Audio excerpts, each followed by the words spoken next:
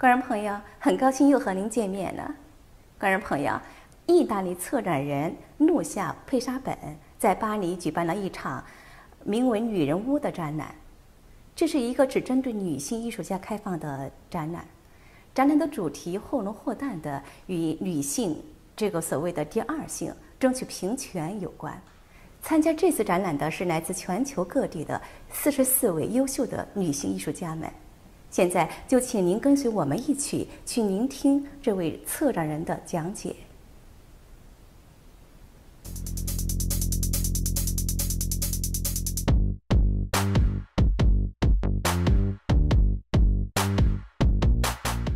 Donc l'exposition Women House, dont je suis co-commissaire avec Camille Morino, est née il y a longtemps quand je travaille avec Camille Morino à l'exposition Elle en 2009 au Centre Pompidou. Donc on a vu en fait qu'il y avait deux artistes, Niki de Saint-Phal et Louise Bourgeois, que se sont interrogés depuis les années 40 pour Louise Bourgeois sur la thématique de la femme maison. Donc à partir de cette découverte, on a construit le projet Women House qui rassemble 40 artistes femmes depuis les années 70 jusqu'à aujourd'hui. L'exposition Women House commence en 1973.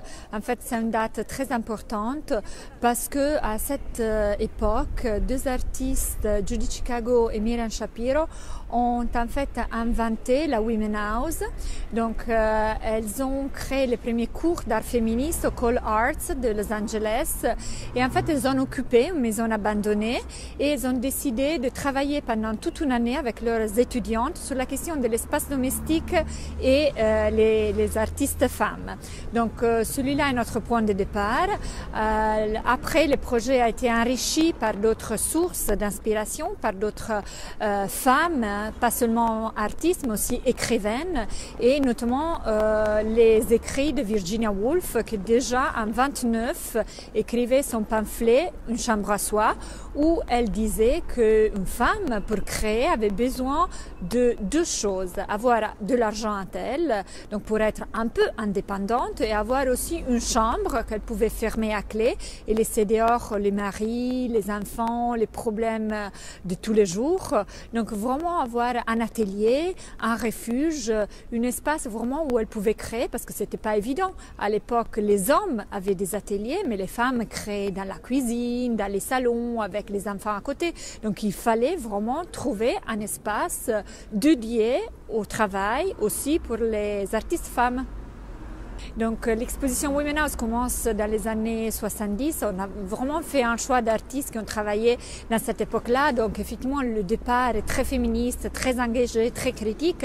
Mais l'exposition, au fur et à mesure, nous présente aussi des artistes beaucoup plus jeunes, françaises, européennes, américaines, mais aussi d'autres pays, d'autres continents. Parce que ce qui nous intéressait, c'est de faire un constat de ce que c'est les rapports entre femmes et maisons aujourd'hui. Parce que ce qui se passe en France aujourd'hui n'est pas la même chose de ce qui se passe en Chine, en Iran, et aussi ce qui passe aujourd'hui en 2018, c'est pas la même chose. Heureusement, de ce qui se passait dans les années 70. Donc, on a essayé d'être le plus exhaustif possible en ouvrant et en invitant aussi des artistes beaucoup plus jeunes pour donner et dresser un peu un panorama de la scène artistique. Dans l'évolution des temps, beaucoup de combats ont été gagnés. Heureusement, on a gagné beaucoup aussi dans le droit, c'est-à-dire que les femmes artistes sont beaucoup plus visibles. Aujourd'hui, il y a autant de femmes qui sortent de l'école des beaux-arts que des hommes, mais après, niveau reconnaissance, on n'est pas encore vraiment sur un niveau de parité. Donc, l'exposition Women House aussi nous le montre. Il y a deux dates importantes qui apparaissent de l'exposition. Par exemple, 2005, c'est la date en fait dans laquelle Annette Messager a été invitée à occuper les pavillons de la France à la Biennale de Venise. Elle a été la première femme artiste. Donc il y a encore un retard, il y a encore du travail à faire, je pense, de la part des institutions, du commissaire des expositions, pour arriver vraiment en parité à tous les niveaux. Je pense qu'il y a une œuvre assez belle qui termine aussi l'exposition d'une artiste jeune, contemporaine, Elsa Sall. Il s'agit d'un ensemble de céramique qui s'appelle en fait Grotte généalogique. En fait, c'est son portrait aussi, autoportrait en tant que femme enceinte. Et donc, cela reprend aussi le discours de Louise Bourgeois, de la femme maison. Et cela nous montre en fait la puissance aussi de la femme capable, en fait, son corps qui devient une architecture, qui est capable de créer, de donner vie. Donc c'est une œuvre qui termine le parcours et c'est vraiment une œuvre qui nous montre cette puissance de la femme qui peut créer, chose que les hommes ne pourront jamais faire.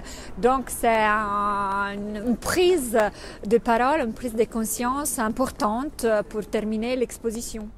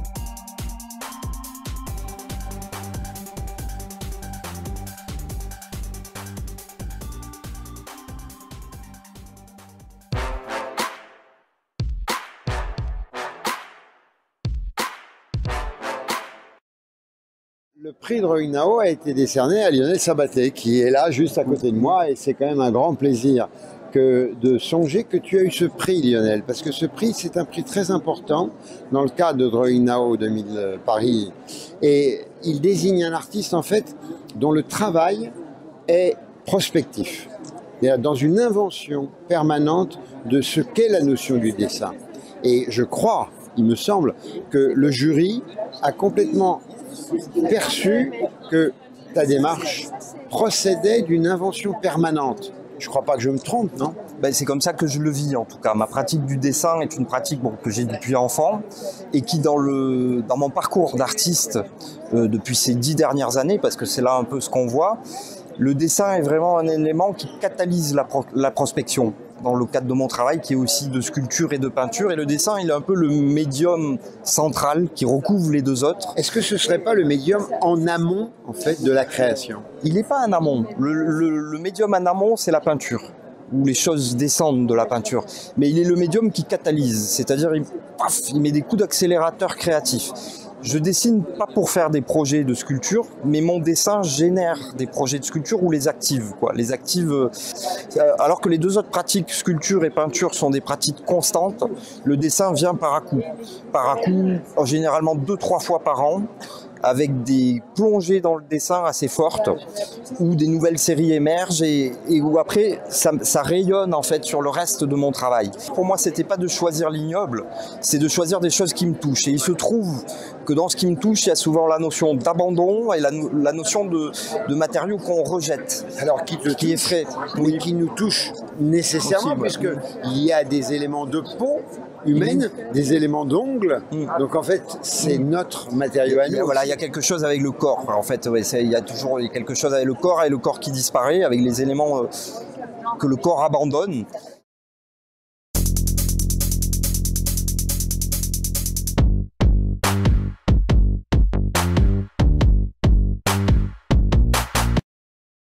观众朋友，美国的摄影艺术家罗杰·拜伦生于纽约，1950年生于纽约。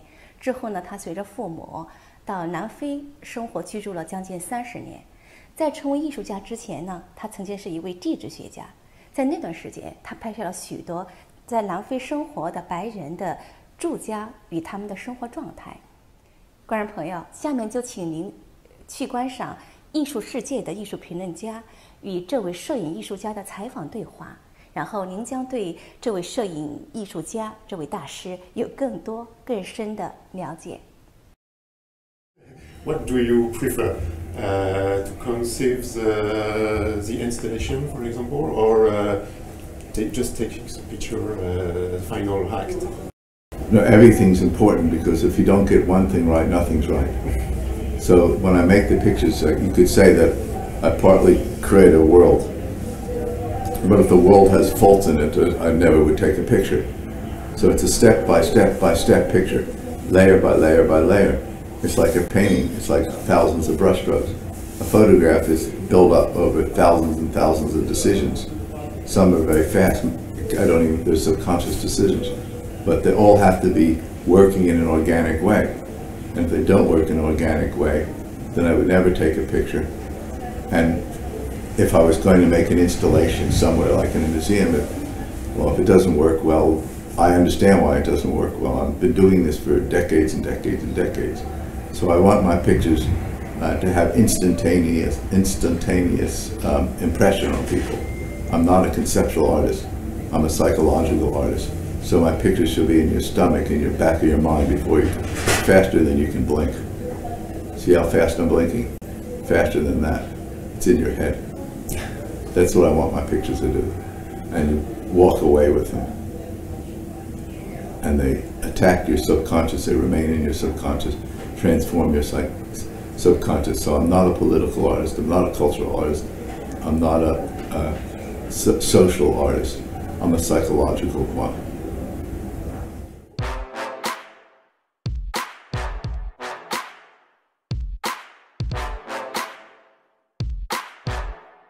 C'est vraiment la résidence au musée Nicéphore-Niepce qui a structuré l'ensemble de ce travail et qui m'a déterminée à travailler sur le support de l'image. J'ai découvert donc à travers le musée et l'histoire de la photographie, l'utilisation de toute une multitude de supports depuis l'origine de la photographie. Donc j'ai souhaité altérer le support photographique, le briser à certains endroits et travailler sur le matériau photographique. C'était vraiment un désir d'expérimenter tous ces matériaux et d'aller jusqu'au fragment, parce que ce qui m'intéressait, c'était de travailler aussi sur le vestige photographique, de recréer comme une forme de musée archéologique de la photographie. C'est-à-dire que de partir d'un musée où on est dans la conservation, pour recréer, ça semble un peu prétentieux, je n'ai pas voulu recréer un musée, mais réfléchir à la conservation de l'image, la détérioration, et ce qui est vraiment, aujourd'hui, comment conserver ces images-là. J'ai utilisé toute une multitude de sources d'images. D'abord les images issues du fonds photographique du musée, les images de temples. J'ai pris aussi des photographies moi-même dans les grottes, certaines photographies de temples. Et j'ai aussi pris des photos qui venaient d'Internet. Et pourquoi avoir tiré dessus? C'est la déconstruction de l'image photographique, mais c'est aussi, comment dire, en écho à la forme de violence contemporaine et à la destruction.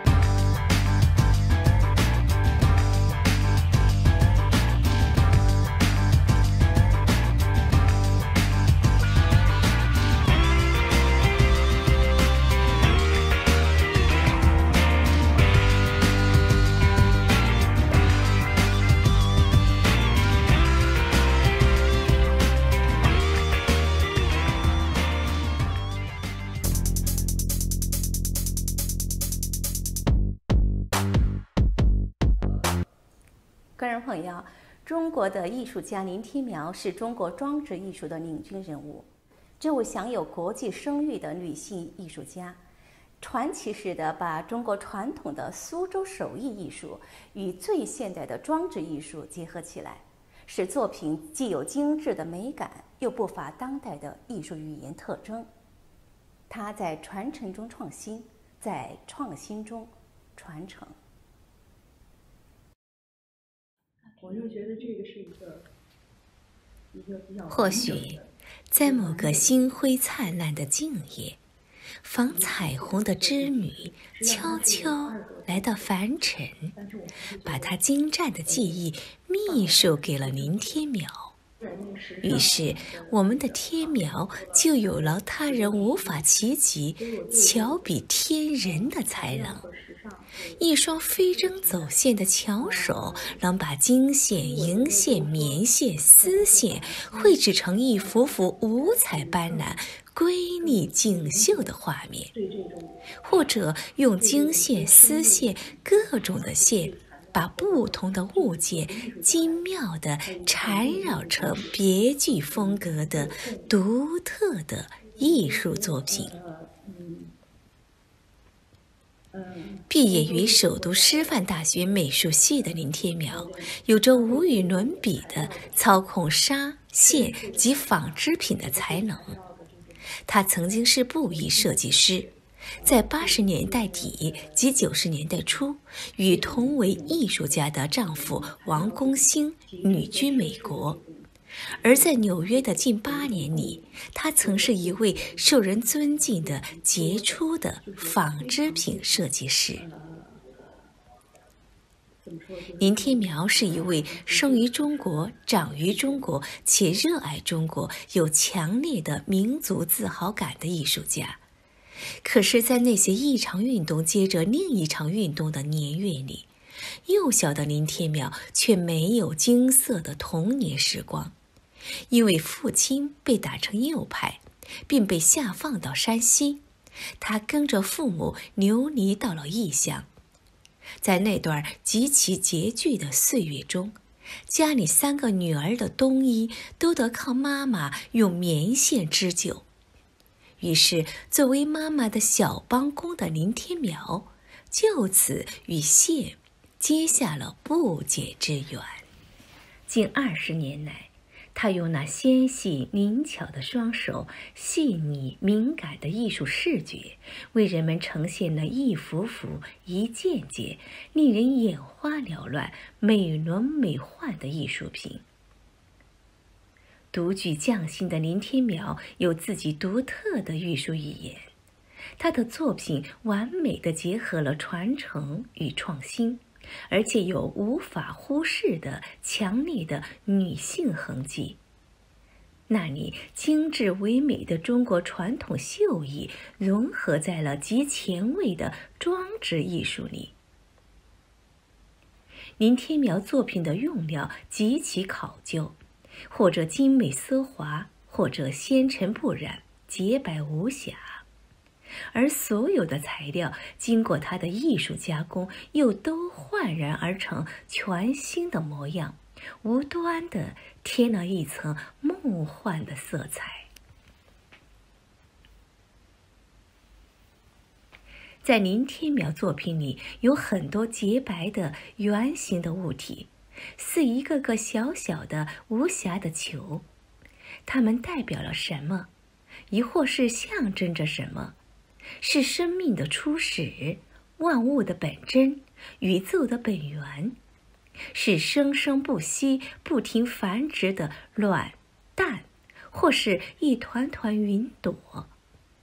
不同的观者自有自己不同的答案。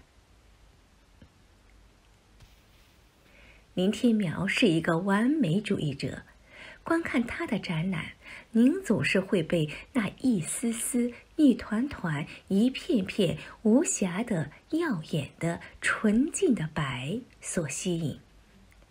他的作品不仅涵养着深邃的思想，同时有一种令人眩晕的美，而这种美，您似乎从不曾在别的艺术作品里见过，精妙绝伦。林天苗是传统的，他被祖先独一无二的辉煌的古典文化所滋养。林天苗又是极现代的，他几乎是中国装置艺术的领军者。他在传承中创新，在创新中传承。中国有很长的历史，然后到现在的变化的这么一个 society 的一个状态，非常美丽的，就是它的很强的这个古典的文化，同时它又在迅速的在变化着，这种变化实际上让我看是非常危险的一种变化变迁，是一种无序的，又是一种有序的。然后它又包含了很多的一种特别残酷的，或者是不尊重的，主要是不尊重的一种态度。比如说我们大量的人像土一样的，就是被忽视、忽略，这都是一种什么？我觉得这个问题好像谁都在问，没有不问的。就是我作为一个女性作为一个艺术家，到底我的我必须或者是回答你的问题，或者我必须想这个问题。其实在我刚刚开始从事这个的时候，我并没想这些问题在中国的 society 里头，实际上这个 feminism 这个词实际上是不存在的。为什么呢？ feminism 我觉得是一个非常自觉的，它的自觉的探讨。自觉的这个呈现我们整个的这些就是说我们自觉的发现我们的这个问题的这么一个文明的一个话题，但是在中国是到来品，它并没有这种，现在还不存在，现在还没有这种。但是我作为一个女的艺术家，我不回避我是一个女性，但是我不认为艺术有性别之分，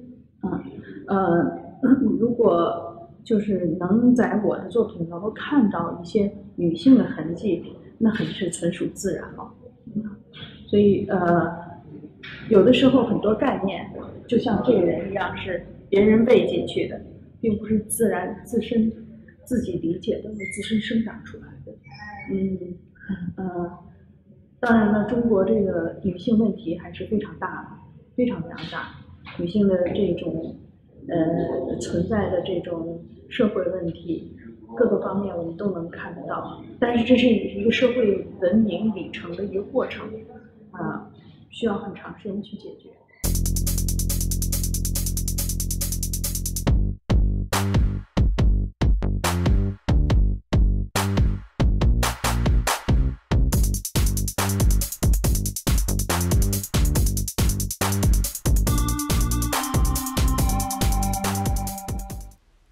巴托洛梅·艾什特万·穆里罗是西班牙黄金时代的绘画大师，一生不仅留下许多宗教绘画，还留下了许多描绘下层人民生活的作品，如描绘浪者和农夫的风俗画等等。这些作品使他在后世享有伟大画家的声望。为了纪念穆里罗诞辰400年，2月28号到5月21号，英国国家美术馆与美国费尼克收藏馆举办穆里罗作品展览，而这次展览还将首次展出他的2幅自画像以及其他10余件作品。意大利文化博物馆从2月1号到6月3号展出费里达·卡罗名为《超越神话》的作品展。费里达·卡罗此次展出的作品包括油画、素描、水彩、信件和照片，其中包含一些此前从未展示过的作品。观赏者们将通过作品和文件资料了解到费里达不仅是一个伟大的画家，同时也是一个活跃的政治活动家。从4月9号到7月29号，英国国家美术馆将举办莫内与建筑的展览。观赏此次展览，观者们会了解到莫内如何通过建筑绘画探索阳光、雾和反射的魔力。这也是近20年以来英国首次举办莫内作品大展，并将首次聚焦画家与建筑的关系。此次展览将回顾艺术家漫长的职业生涯，从19世纪60年代中期初露头角，到1912年他的威尼斯绘画展览，从而提供了一个全新的视觉去审视这位伟大艺术家的绘画生涯。巴黎卢浮宫将于3月28号到7月23号展出欧人德拉克罗瓦的大型作品回顾展。这个在评论家们笔下被称为把浪漫主义推上顶峰的大师的作品展，由卢浮宫博物馆与纽约大都会艺术博物馆携手推出，将回顾艺术家欧人德拉克罗瓦的艺术生涯。本次展览也是自1963年纪念德拉克罗瓦逝世100周年展之后首次大型回顾展，共展出180余幅作品，包括1820年在沙龙上引起轰动的作品，以及部分鲜为人知的宗教风景主题绘画。3月8号到6月3号，荷兰国立博物馆将展出伦勃朗为马腾索尔曼斯和奥普演考贝特所画的一系列肖像。这些壮观的肖像画是为了纪念这对夫妇的婚事，这是他们在休整后第一次在公众面前出现。此次展览还将展出来自巴黎、伦敦、佛罗伦萨、维也纳和洛杉矶的35幅来自国际博物馆和私人收藏的油画。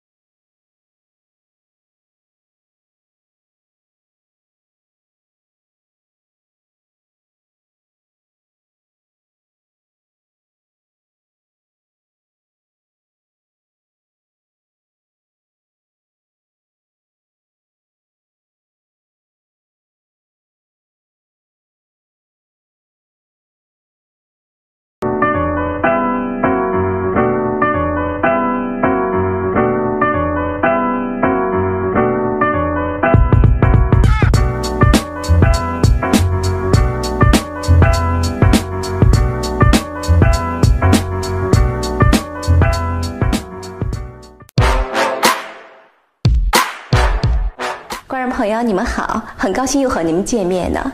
这期的巴黎艺术节目，我们为朋友们准备了有关绘画艺术的专辑。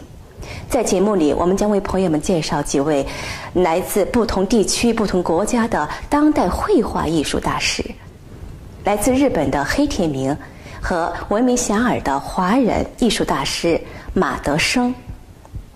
但是在节目的一开头呢，我们将带朋友们一起去看看正在热火朝天举行的巴黎艺术博览会。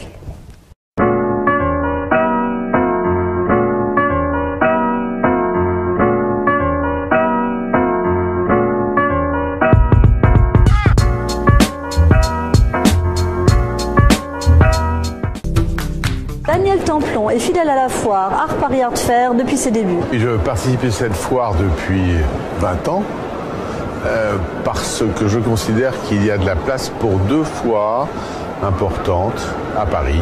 Il y a la FIAC depuis 40 ans et Art Paris depuis 20 ans. Les deux foires ne sont pas comparables et ça permet de voir des artistes qu'on n'a pas l'habitude de voir dans les autres foires, appelons-les presque institutionnelles au niveau mondial. Donc cette foire a sa raison d'être et c'est pour ça que j'y participe.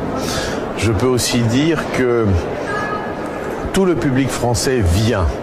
C'est-à-dire je présente des artistes français comme Garouste, Alberola, Philippe Cognier, Viala, Deuzeuse.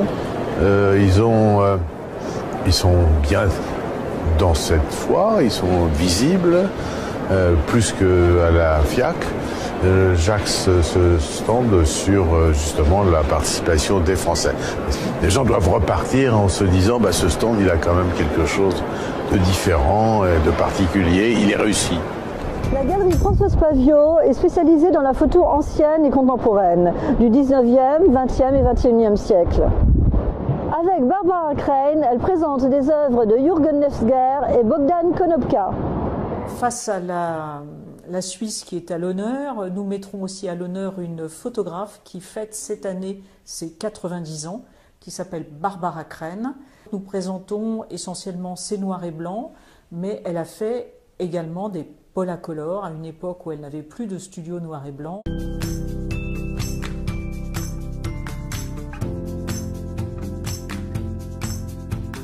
Elle s'est exprimée à travers vraiment différents médiums et c'est une personne qui a été aussi élève de Aaron Siskin, donc qui appartient à la descendance de l'Institute of Design et donc de toute l'école de Chicago.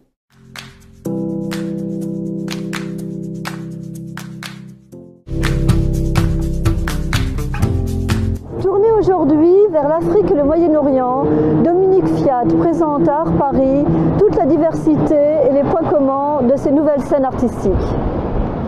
Finalement, c'était le bout de Menassa, mais que ça allait être terriblement bien avec l'esprit dans lequel j'avais commencé à concevoir ce stand, qui est un vrai projet.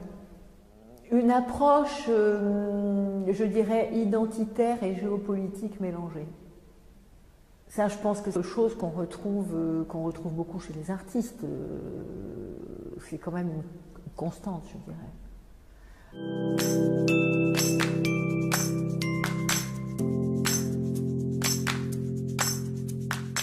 Anita Doubé, tout d'un coup, m'est apparue très bien collée, autant au point de vue formel d'ailleurs, puisqu'elle travaille sur des phrases ou sur des phrases ou sur des motifs d'écriture, même du fil de fer mais recouvert de velours, donc il y a quand même une troisième dimension et c'est beau et ça dit des choses très, très fortes.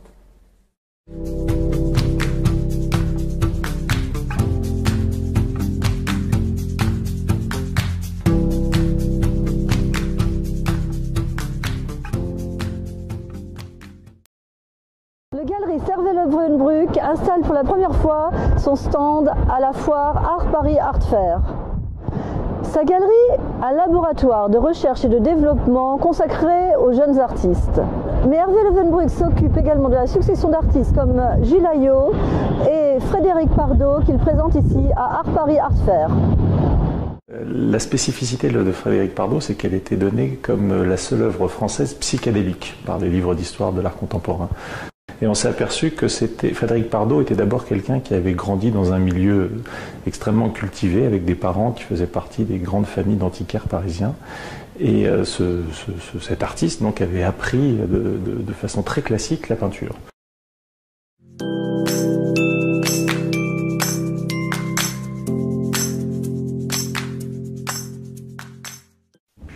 Pardo s'est fait connaître aussi pour avoir été l'auteur du portrait officiel de François Mitterrand, dont une des deux versions avait d'ailleurs été refusée par François Mitterrand. Donc on a voulu un petit peu montrer tout ça, creuser tout ça, expliquer que Pardo était aussi un des premiers dandys français. C'est quelqu'un qui sortait dans le milieu de la fête à Paris dès les années 70 et qui était connu et reconnu pour s'amuser avec des artistes de tous bords, artistes plasticiens, mais pas seulement.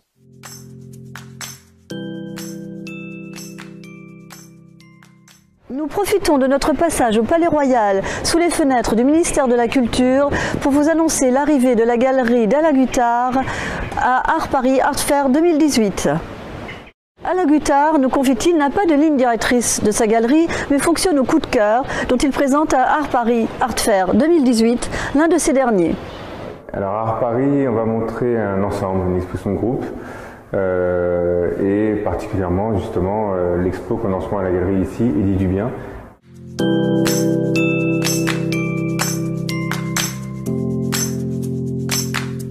Et qui fait un ensemble de dessins, peintures, sculptures sur des choses, sur des thèmes très personnels, enfantins, vécus, son histoire personnelle très lourde, mais à la fois poétique et douce.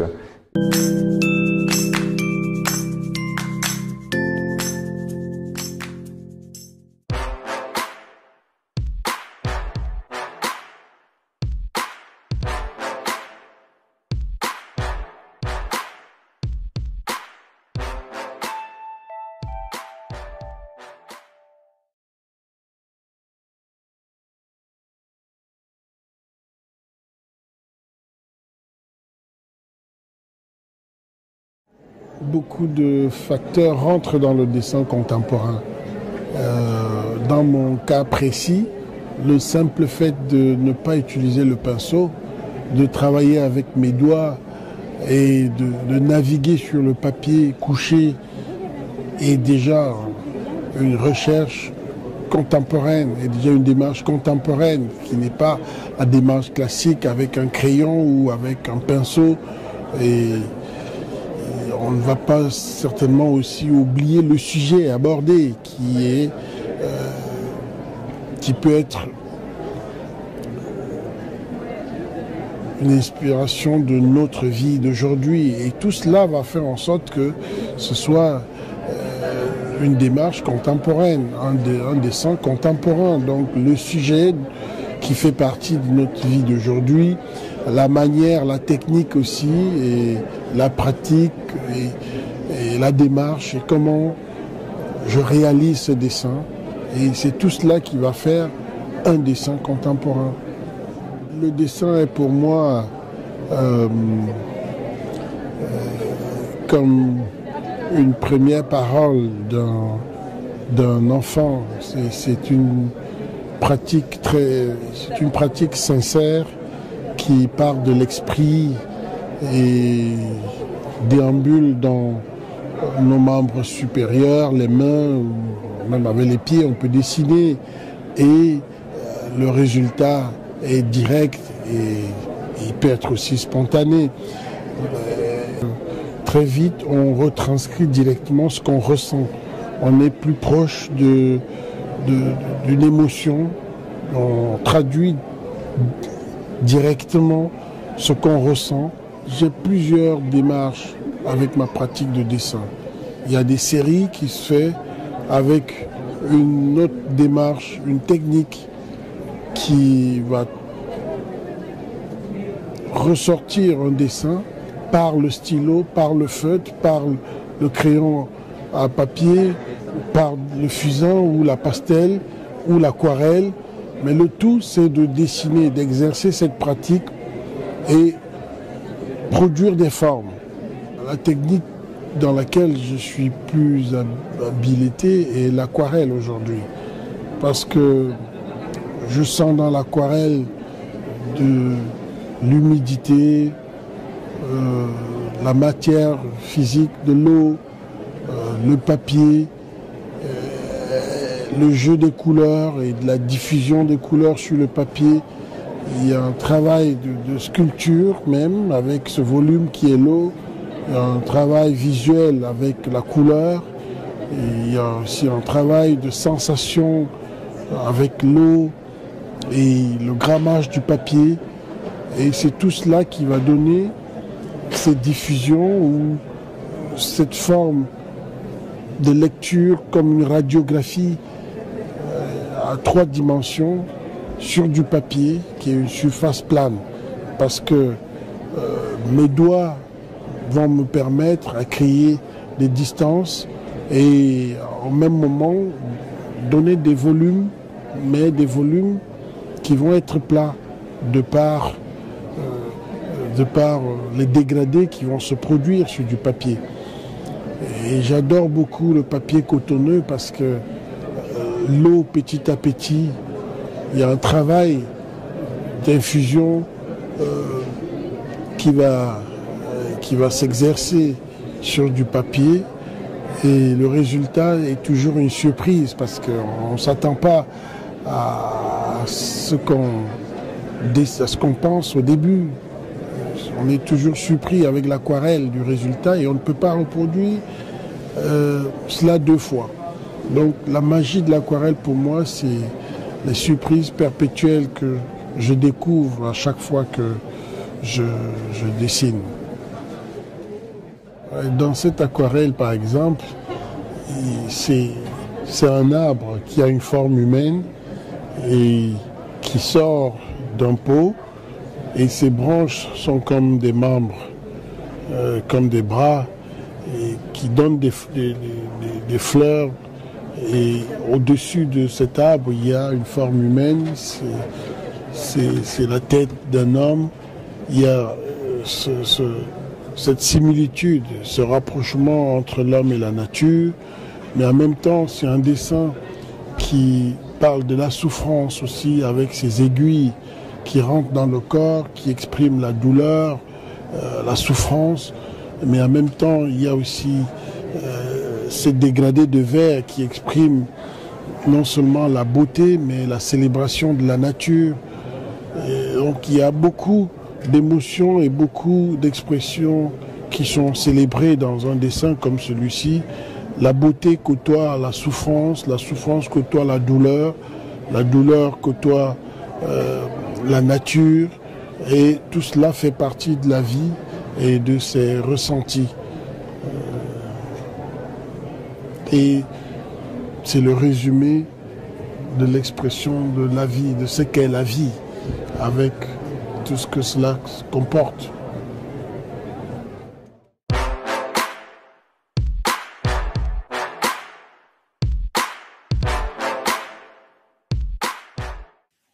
Moi, j'aime bien le spaghetti et surtout, j'aime bien manger le spaghetti.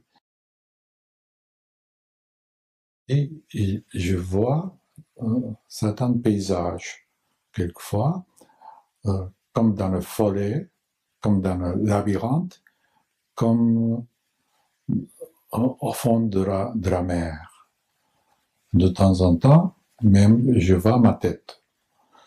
Et donc, ce spaghetti, c'est le jardin. Et c'est le spaghetti, c'est mon univers. Et puis, en même temps, c'est l'intérieur de mon cerveau, quoi. Donc, il y a plusieurs choses dedans.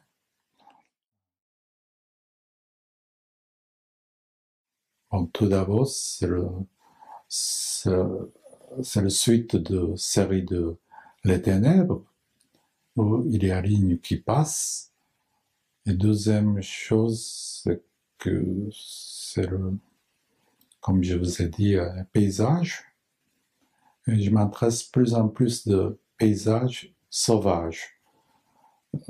Après le résultat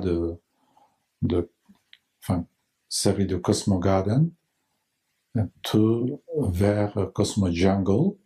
Et maintenant, c'est vraiment, oui, c'est Jungle. Cosmo Jungle. C'est l'état actuel de moi et mon travail.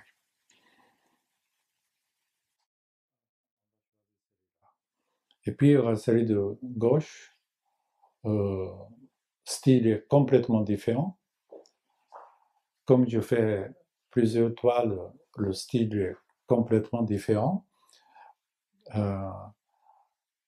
C'est un peu mon travail, c'est un peu comme millefeuille. Première couche, deuxième couche, troisième couche, le goût quelquefois un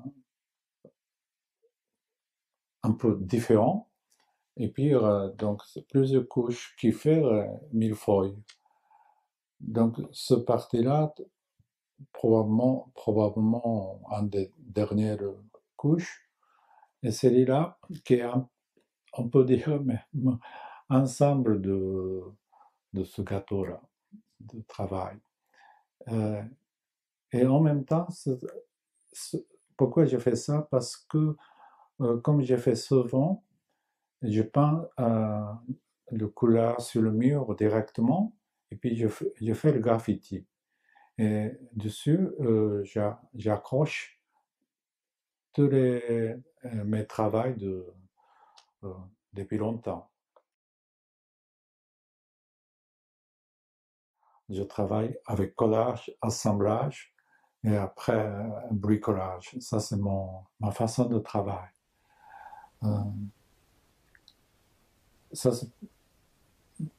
Donc, il y a plusieurs choses, mais travail qui est dedans.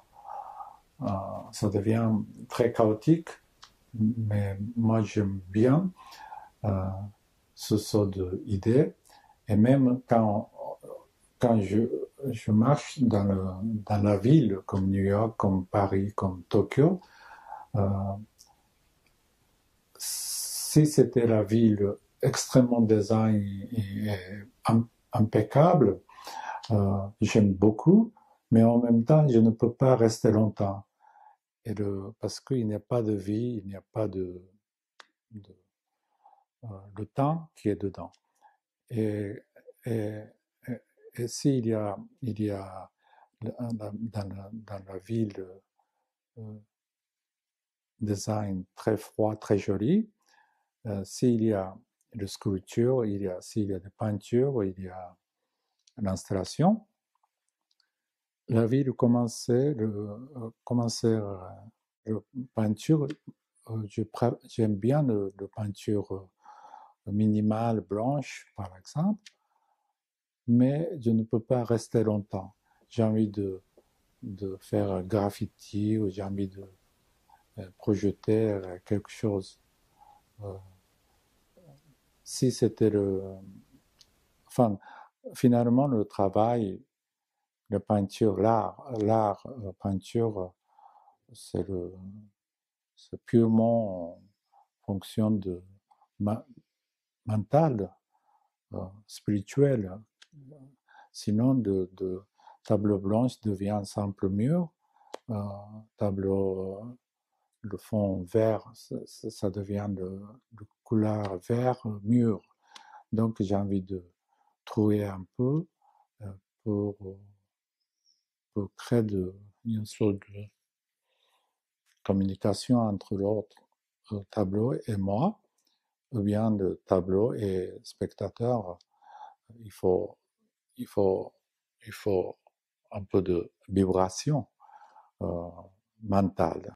En ce moment, je m'intéresse plus en plus, je m'intéresse le paysage. Le paysage, c'est quelque chose de quelquefois ennui, mais avec le une petite chose, le cerveau qui fonctionne et commencer à penser plusieurs choses. Et du coup, le paysage devient quelque chose d'extraordinaire. Ça, c'est la fonction de mental, non? Donc, l'art est essentiellement quelque chose de mental. Il y a plusieurs choses, mais comment on peut faire, c'est le collage, assemblage, bricolage, ça c'est mes choses, et plein de choses dedans.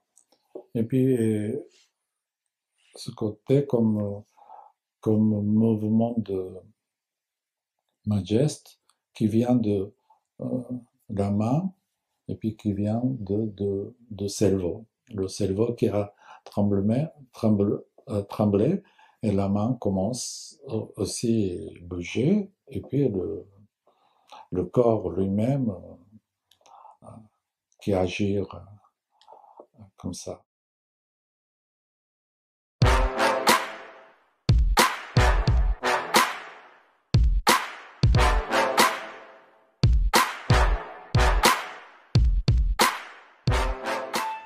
观众朋友，马德生是一位自学成功的艺术家。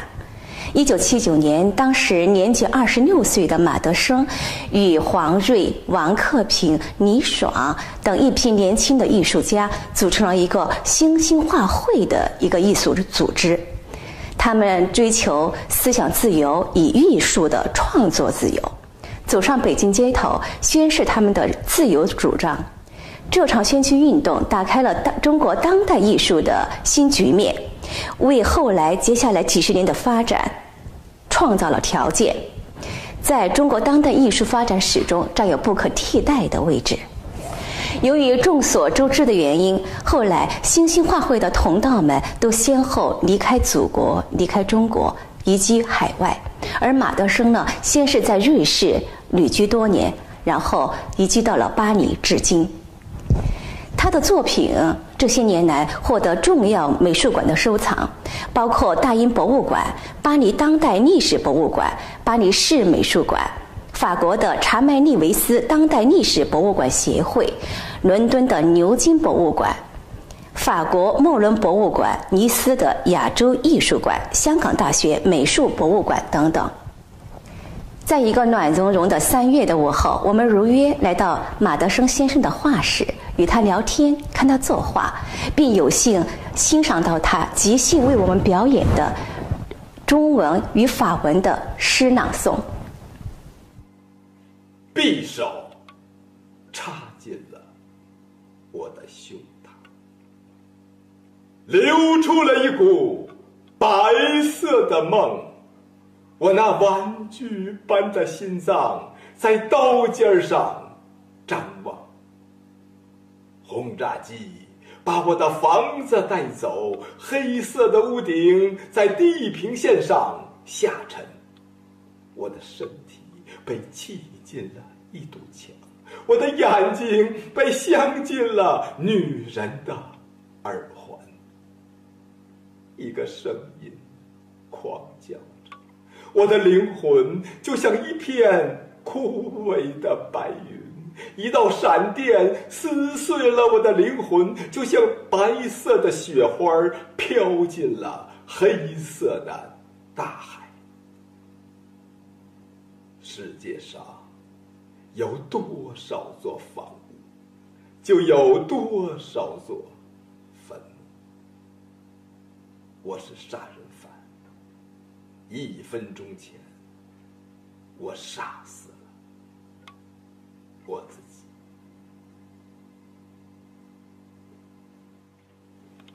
La nuage toujours dans le ciel, mais toujours changer position.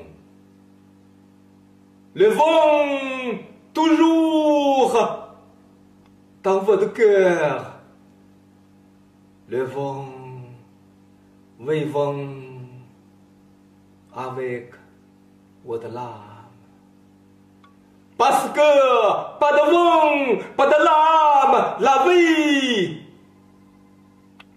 c'est sûr, c'est perdu. Il faut la vie et vivons. Pourquoi vivons? Comment vivons? Si tu veux, ton cœur, pensée très profonde, profonde, encore profonde, dedans il a comme miroir, miroir pour vous, pas pour l'autre. Et vous êtes chaque matin en face de miroir profonde, regarde votre visage, votre âme. Comme ça, vous êtes trouvé quelque chose très fort, très puissant, très charmant. Pour vous et pour tout le monde, et pour tous les jours, toutes les secondes. La vie peut être un peu facilement. Voilà, ça c'est mon simple意思，太 simple， 太 simple， 太 simple， mon philosophie。马德生是当代艺术家，他是雕塑家、画家、诗人、哲学家。当年他率先以个人化表现主义手法创作，开展了中国现代派艺术的进程。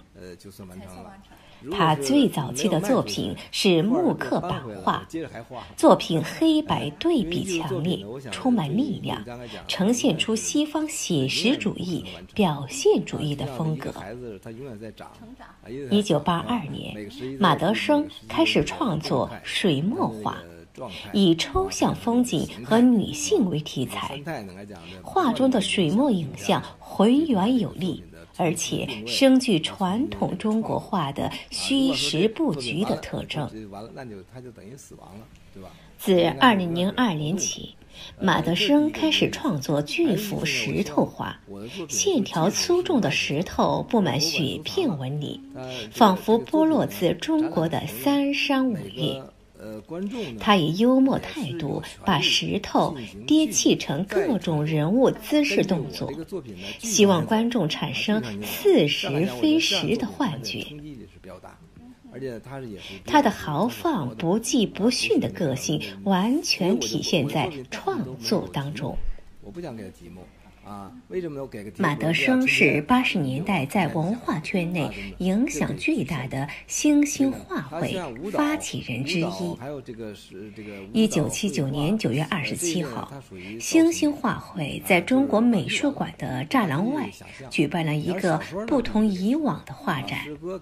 画展由黄瑞和马德生牵头，聚集了活跃在北京地区约20多位业余画家的作品。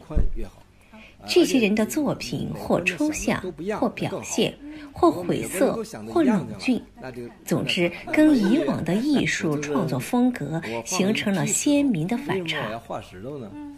反差造成了冲突，冲突带来了危机。所以展出活动很快被制止。于是这一强制性封展行为激起了更大的愤懑。10月1号，国庆30周年之际，一行浩浩荡荡、足有上千人的游行队伍从西单集合出发，经广场到北京市政府门前举行了一场据理力争的游行。而走在游行队伍最前方的就是画家马德生。星星画会的成员们当时试图以被禁止的前卫艺术风格打破中国政治思维，甚至走上街头争取创作自由。这场先驱运动启发了中国当代艺术的发展，占有极其重要的地位。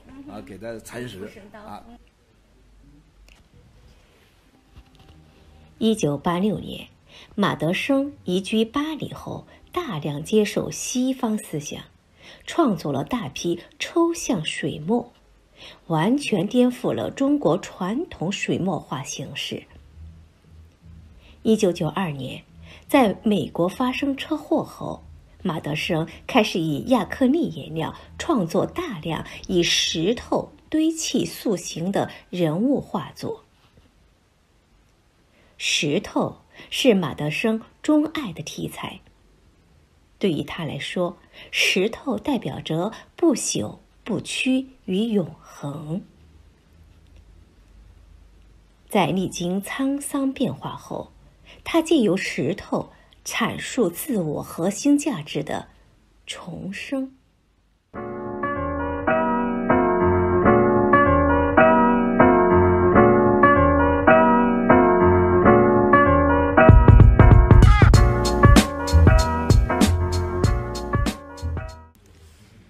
巴黎的加列纳宫时尚博物馆将为时装设计师马丁·马吉拉举办一场前所未有的回顾展。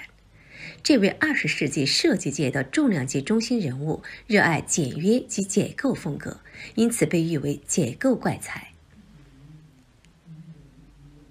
雅克马安德烈美术馆将为玛丽·卡塞特举办一场名为《美国印象派画家在巴黎》的回顾展。这个回顾展将寄居美国及法国最负盛名博物馆的藏品。巴黎的大皇宫将为抽象艺术先锋之一的弗朗齐谢克·库普卡举办大展，展览日期直到7月30号。为了庆祝毕加索创作卡尔尼克画作80周年，毕加索博物馆特地举办一场以此大师杰作为主题的展览，展览日期直到7月29号。蓬皮杜中心将举办俄罗斯前卫艺术展，这个展览将展出来自世界各地的200多件作品，展览日期直到7月16号。观众朋友，这期的节目到这儿就结束了，期待下次与您相见。